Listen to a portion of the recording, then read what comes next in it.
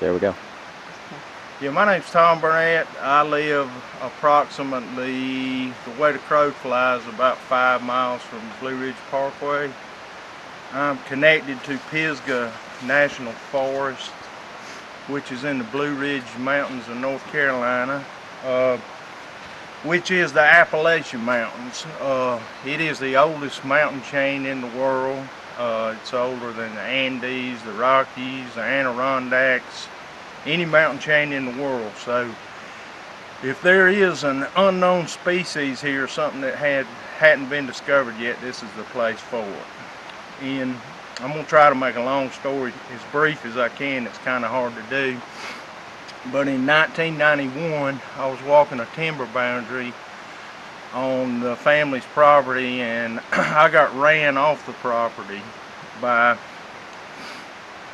I heard tremendous running that came up to an oak tree, and I heard running on 2 adjacent hills, and I began to get pelted with small rocks and berries.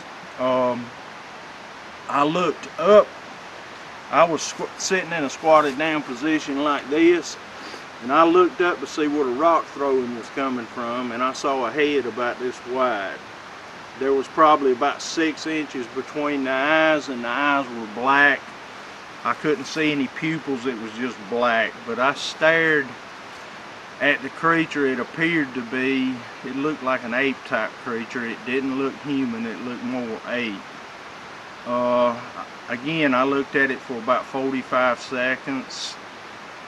All I could come up with, I was frightened to death. All I could come up with is, okay, I'm gonna leave now. And I turned my back to the creature and walked home as slowly and as calmly as I could, which was something that was real hard to do. Over the course of the next 10 years, I ran infrared monitors and left small amounts of food and trying to get a picture of these animals or creatures, whatever you want to call them. I did a tremendous amount of research. I read every book I could on the subject, but there's very little information out there. But based on the research that I did, I believe the creature to be Gigantopithecus, which is believed to be prehistoric ape that lived about 1 million, 2 million years ago.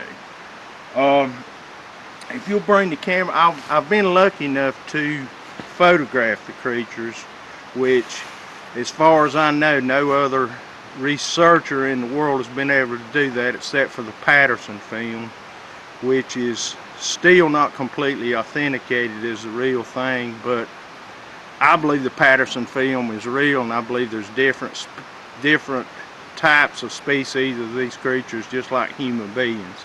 You know, just like a black man, a white man, a Chinese, or an Indian.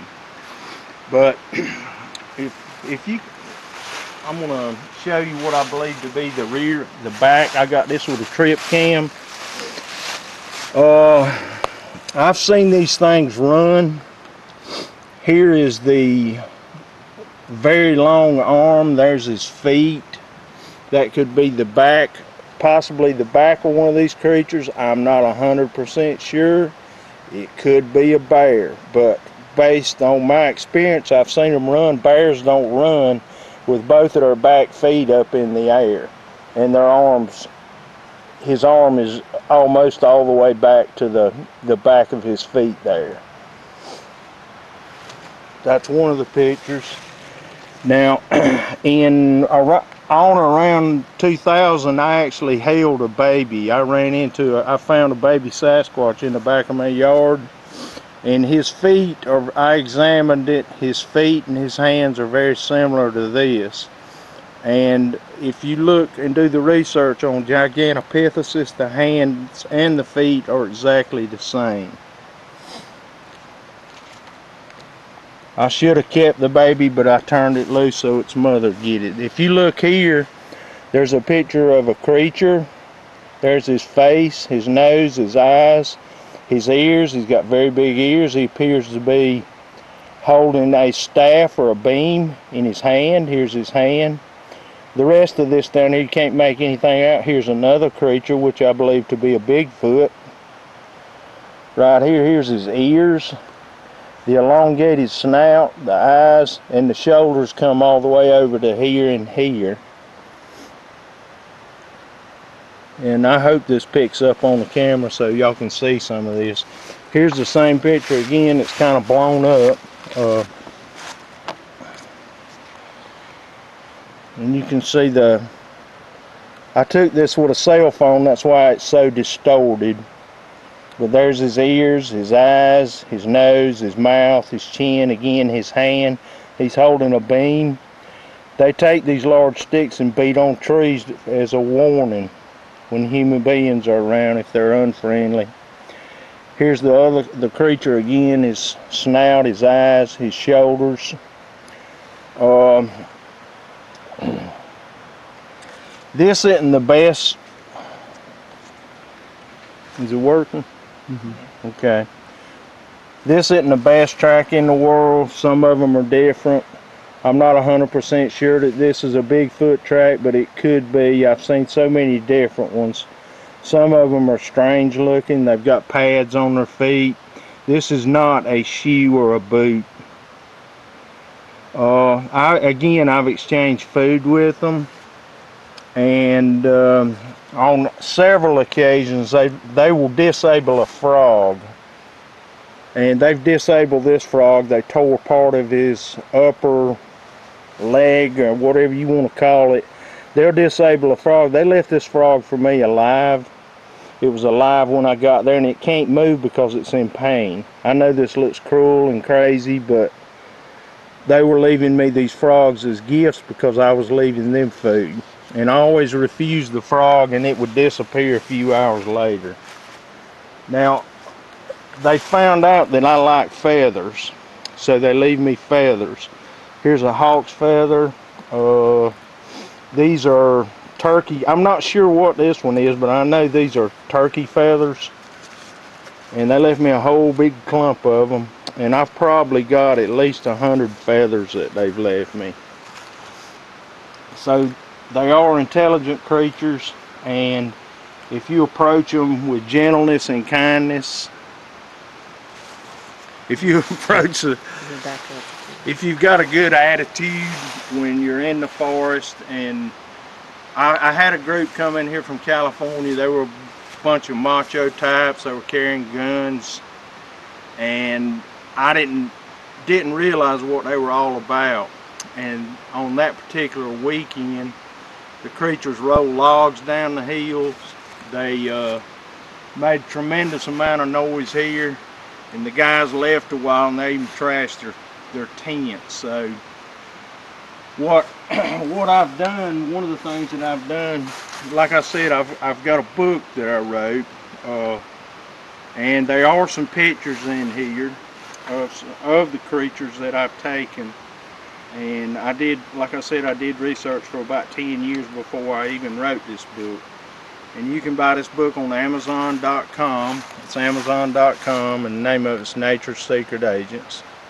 And it's not much money at all. I mean, it's less than 10 bucks.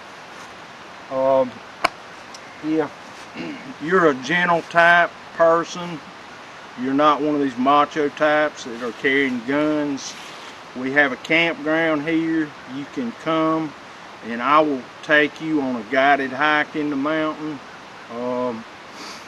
But don't come with the wrong attitude. Don't come in here, don't bring any guns. If you're one of these macho type guys that are out to capture this thing, I don't want you here. I don't want to talk to you. I don't want to see you. I want people with a good attitude, people who want to be in touch with nature, people who want to dig down and reach down and find their spiritual self. That's the kind of people that I want here. And we'll do guided hikes. We're not going to charge you an arm and a leg, but we want people who are looking for some answers to some of the mysteries in life. That's the kind of people we're looking for. And if you're interested in coming and taking a hike, and you can bring your video cameras, you can bring your cameras, but anything other than that and a good attitude, that's all we want. And again, you can email me at tomburnett@hotmail.com. .com, and that's TOMBURNETTE at hotmail.com. And I'm trying to think, is there anything else? Anything else? But and when you can come for like 3 days at a time and 2 nights. And we've got a cabin here you can stay in, and I've got roughly 12 campsites here. But no cars, 4-wheel drive trucks. Well, they might have to have them to get in. Yeah. Yeah. To get here, because you got to go through a creek. So 4-wheel drive would be good, but you'll have to park your car down in this area, or I've got a field here, and you'll have to walk to your campsite. But again, y'all can contact me at tomburnette at hotmail.com. And if you want to see some pictures of the creature, order my book. It's Nature's Secret Agents. Bye.